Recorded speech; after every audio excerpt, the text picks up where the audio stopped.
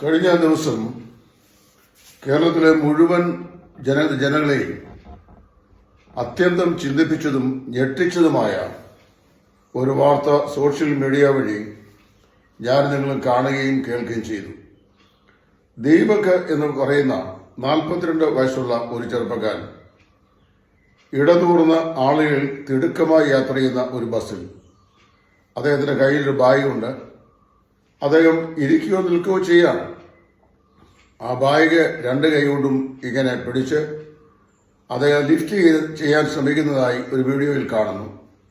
തന്റെ കൈയെ ഒരു പെൺകുട്ടിയുടെ ശരീരത്തിന്മേൽ ഉരസി എന്നുള്ള നിലയിൽ ആ പെൺകുട്ടി ഒരു വീഡിയോ എടുത്ത് അത് സോഷ്യൽ മീഡിയ വഴി പ്രചരിപ്പിക്കുകയും അത് മുഖാന്തരമായി അദ്ദേഹത്തിന് ആത്മഹാനി, അതായത് മാനാഭിമാനക്കേട് ഉണ്ടാവുകയും അദ്ദേഹം സഹിക്കാൻ കഴിയാതെ ഒരു കയർത്തുമ്പിൽ തന്റെ ജീവിതം അവസാനിപ്പിക്കുകയും ചെയ്തു.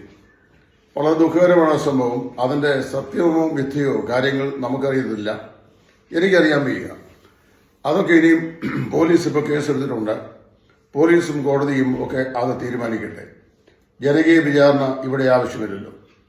എന്നാൽ ഇത് വായിച്ചപ്പോൾ എന്റെ മനസ്സിൽ തോന്നിയ മറ്റൊരു ബൈബിളിക സംഭവം എന്റെ ഓർമ്മയിലേക്ക് വരികയാണ്.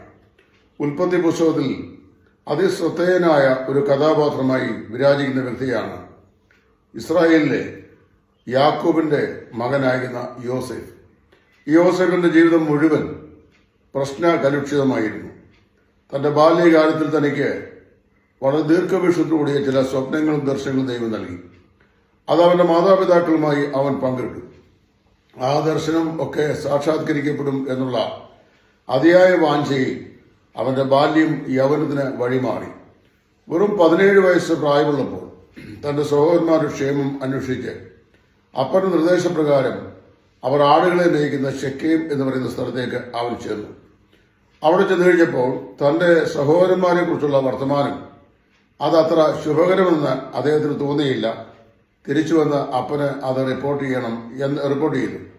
വീണ്ടും അവിടെ ചെന്ന സമയത്ത് ഇവിടെ നമ്മൾ വായിക്കുന്നത് ആ സഹോദരന്മാര് അവനെ പിടിച്ച് ഒരു പൊട്ടക്കിണലിലിട്ടു. ആ പൊട്ടക്കിണലിൽ കിടന്നുകൊണ്ട് അവൻ ജീവന് വേണ്ടി കേഴുമ്പോൾ അവന്റെ സഹോദരന്മാരെ ഒന്നിച്ച് വട്ടം കൂടിയിരുന്ന് ആഹാരം കഴിക്കുകയായിരുന്നു. അവർ ആഹാരം കഴിക്കുകയും ഇവന് ഈ കുഴിയിൽ കിടക്കുകയും ചെയ്തു. പ്രാണനെ രക്ഷിക്കണേ എന്നവൻ യാചിച്ചു. അവന്റെ സഹോദരന്മാർക്ക് അവനോടൊരു മനസ്സൊരു തോന്നിയില്ല. അല്പനിമിഷങ്ങൾ കഴിഞ്ഞപ്പോൾ ആ വഴിയായി വന്ന മിദ്യാന്യ കച്ചവടക്കാർക്ക് തങ്ങളുടെ സഹോദരനെ ഹൃദയശൂന്യന്മാരായ സഹോദരന്മാര് വിറ്റുകളഞ്ഞു. മിദ്യാന്യർ അവരെ കൊണ്ടുപോയി മിസ്രൈമിൽ ഫറവോന്റെ ആസ്ഥാനത്തുള്ള പോത്തിഫറിന്റെ വീട്ടിൽ ആക്കി അവിടെ ഒരു പരിചാരകനായി അവൻ ശുശ്രൂഷ ചെയ്യുകയാണ്. അവിടെ വെച്ചാണ് വാസ്തവത്തിൽ ഒരിക്കലും ഒരു പുരുഷന് സഹിക്കാൻ കഴിയാത്ത ഒരു വല്ലാത്ത പ്രതിസന്ധി അവന്റെ ജീവിതത്തിലുണ്ടായി. നിരപരാധിയായ ഒരു യുവാവ്, പരമകോമളൻ, യുവത്വത്തിന്റെ സൗന്ദര്യം തുളുമ്പുന്ന ശരീരപ്രകൃതി. പോത്തിഫറിന്റെ ഭാര്യ അവനിൽ ആകർഷയായി പല പ്രാവശ്യം അവളുമായി ശാരീരിക ബന്ധത്തിനായി അവനെ ഉത്സാഹിപ്പിച്ചു. എന്നാൽ ദൈവ കൃപയുള്ളവനും ദർശനമുള്ളവനും ജീവിത വിശുദ്ധിക്ക് മറ്റെന്തിനേക്കാൾ കൂടുതൽ വില നൽകുന്നവനുമായിട്ടുള്ള യോസേഫ്, ഞാൻ ഈ അതിക്രമം ചെയ്ത് എന്റെ ദൈവത്തോട് പാപം ചെയ്യേണ്ടത് എങ്ങനെ എന്ന് പറഞ്ഞ് അവളെ ആ വീട് വിട്ട് അവൻ ഓടുമ്പോൾ അവളെ വളരെ കുതന്ത്രയായിരുന്നു. അവന്റെ ഒരു വസ്ത്രം കൂടെ അവൾ ഉരിഞ്ഞിടുന്നു. ആ വസ്ത്രം ഒരു എവിഡൻസായി അവൾ ഭർത്താവിന് മുമ്പാകെ കാണിച്ചു. പത്നി വ്രതശങ്ക പാതാളം പോലെ ആഴമുള്ളത് എന്നാണ് സദൃശവാക്യത്തിൽ 1000 സ്ത്രീകളോടുകൂടി ജീവിച്ച ശലോമോൻ പറഞ്ഞിട്ടുള്ളത്. ഏതായാലും പോത്തിഫർ യോസേഫിനെ സംശയിച്ചു. അവനെ പിടിച്ച് കാരാഗ്രഹത്തിലാക്കി. കാരാഗ്രഹത്തിൽ അവനെ അവിടെ വെച്ച് തന്നെ നാം വായിക്കുന്നു. അപ്പക്കാരുടെയും പാനപാത്രവാഹന്മാരുടെയും പ്രമാണിമാരെ, ജയിലിൽ അടയ്ക്കപ്പെട്ടവരെ അവർ കണ്ട ദർശനം വ്യക്തമായി വ്യാഖ്യാനിച്ച് ഒരുവൻ കൊല്ലപ്പെടുമെന്നും മറ്റവൻ സ്വീകരിക്കപ്പെടുമെന്നും സ്വീകരിക്കപ്പെടുന്ന നാളിൽ തന്നെ കൂടെ ഓർത്തുകൊള്ളണം എന്നും കൂടെ അദ്ദേഹം പറഞ്ഞു. അങ്ങനെ തന്നെ സംഭവിച്ചു. അപ്പക്കാരുടെ പ്രമാണിയെ തൂക്കിക്കൊന്നു. പാനപാത്രവാഹകരുടെ പ്രമാണിയെ റീഇൻസ്റ്റേറ്റ് ചെയ്തു. പക്ഷേ നാം വായിക്കുന്നു അവർ ഇരുവരും അവനെ മറന്നുപോയി. കുണ്ടറയിൽ കുറെ കാലങ്ങൾ കിടന്നു. അവിടെ കിടക്കുമ്പോഴാണ് സാക്ഷാൽ മിസ്രൈമിന്റെ രാജാവായ ഫറവോന് കണ്ട സ്വപ്നം വ്യാഖ്യാനിക്കാൻ മിസ്രൈമിലെ ജ്ഞാനികളായ ആർക്കും സാധിച്ചില്ല. അവിടെ വെച്ച് ദിവ്യാത്മാവുള്ള യോസേഫ് ഈ സ്വപ്നം അക്ഷരം പ്രതി വ്യാഖ്യാനിക്കുകയും ഫറവോ രാജാവ് മിസ്രൈമിനൊക്കെയും ശ്രേഷ്ഠനായ മന്ത്രിയായി തന്നെ ഉയർത്തുകയും ചെയ്തു.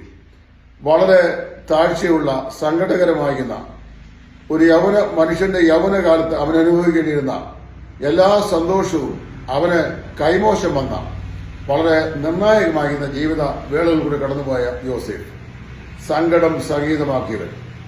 അതായത് അപ്പന്റെ ഭവനത്തിൽ നിന്ന് നേരെ ഷെക്കേമിൽ നിന്ന് കുഴിയിലേക്ക്, കുഴിയിൽ നിന്ന് മിദ്യാനിയ കച്ചവടക്കാരുടെ കയ്യിലേക്ക്, മിദ്യാനിയ കച്ചവടക്കാരുടെ കയ്യിൽ നിന്ന് പോത്തിഫറിന്റെ വീട്ടിലെ അടിമപ്പടിയിലേക്ക്, അവിടെ നിന്ന് ചെയ്യാത്ത അപരാധത്തിന് കുറ്റം വിധിക്കപ്പെട്ടവനായി ശിക്ഷായോഗ്യനായി കാരാഗ്രഹത്തിലെ 13 വർഷക്കാലത്തെ സങ്കടം നിറഞ്ഞ ജീവിതത്തിന് ഒരു പര്യവസാനം.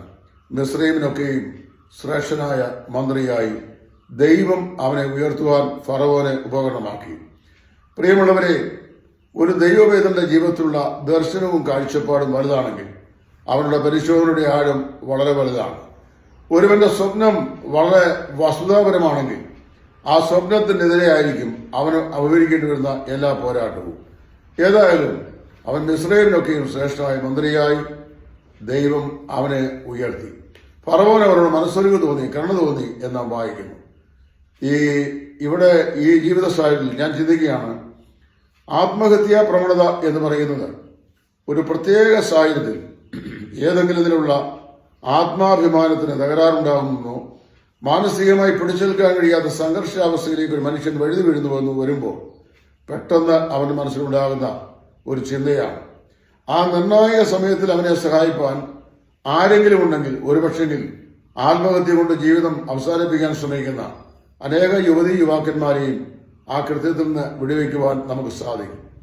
യോസേഫും ഈ ദീപക് അനുഭവിച്ചത് പോലെയുള്ള ഒരു വലിയ മാനസിക സംഘർഷമാണ് അനുഭവിച്ചത്. ലോകത്തിൽ ഏത് മനുഷ്യരോട് പറഞ്ഞാലും ആരും വിശ്വസിക്കുകയില്ല. കാരണം എന്താ ചോദിച്ചു കഴിഞ്ഞാൽ, അവന്റെ വസ്ത്രം അവൾ ഉരിഞ്ഞെടുത്ത് അവളുടെ കയ്യിൽ വെച്ചിരിക്കുകയാണ്. അതാണ് സബ്സ്റ്റാൻഷ്യൽ എവിഡൻസ്. മിസ്രൈമിലെ കോടതിയിലും വേറെ ലോകത്തിലെ ഏത് കോടതി ചെന്ന് കഴിഞ്ഞാലും കോടതി എവിഡൻസ് എക്സാമിൻ ചെയ്യുമ്പോൾ വസ്തുനിഷ്ഠമായി സർക്കംസ്റ്റൻഷ്യൽ എവിഡൻസ് അവിടെ തറപ്പിച്ച് സ്ഥിരീകരിക്കാൻ മതിയായ വസ്ത്രം അവളുടെ കയ്യിലുണ്ട്.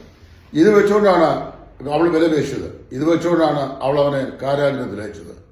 എങ്കിലും നാം വായിക്കുന്നത്, യോസേഫ് ഒരു ആത്മഹത്യാ പ്രേരണ അവന്റെ ജീവിതത്തിൽ ഉണ്ടായില്ല. അവൻ ജീവിതം അവസാനിപ്പിക്കാൻ തീരുമാനിച്ചില്ല. കഷ്ടസമ്പൂർണമായ കാരാഗ്രഹത്തിലെ ജീവിതം അഴിയെണ്ണി അവൻ മുൻപോട്ട് നീക്കി. എന്തായിരുന്നു കാരണം അറിയാമോ? യോസേഫിന്റെ ചരിത്രം എഴുതിയ ഭാഗത്തെല്ലാം ഇങ്ങനെ എഴുതിയിട്ടുണ്ട്: യഹോവ അവനോടുകൂടെ ഉണ്ടായിരുന്നുകൊണ്ട് അവൻ പോയെടുത്തൊക്കെയും കൃതാർത്ഥനായി. പ്രിയമുള്ളവരെ, നമ്മുടെ ഓരോരുത്തരുടെയും ജീവിതത്തിൽ സങ്കീർണമാകുന്ന മാനസിക സംഘർഷങ്ങളുടെ മുമ്പാകെ എന്റെ എല്ലാം നഷ്ടപ്പെട്ടു പോയല്ലോ, ഇനി ജീവിക്കാൻ എനിക്ക് മാർഗമില്ലല്ലോ എന്ന് ചിന്തിച്ച് നിരാശപ്പെടുന്ന വേളയിലും യഹോവ നമ്മോടുകൂടെ ഉണ്ടെങ്കിൽ ഒരു വീരനെ പോലെ നമ്മുടെ ജീവിതകോട്ടം മുമ്പോട്ട് നയിപ്പാൻ നമുക്ക് സാധിക്കും. നമ്മുടെ സ്വപ്നം സാക്ഷാത്കരിക്കപ്പെടുക തന്നെ ചെയ്യും എന്നുള്ളതിന്റെ ഉത്തമമായ തെളിവാണ് ദൈവദാസനായ യോസേഫ്.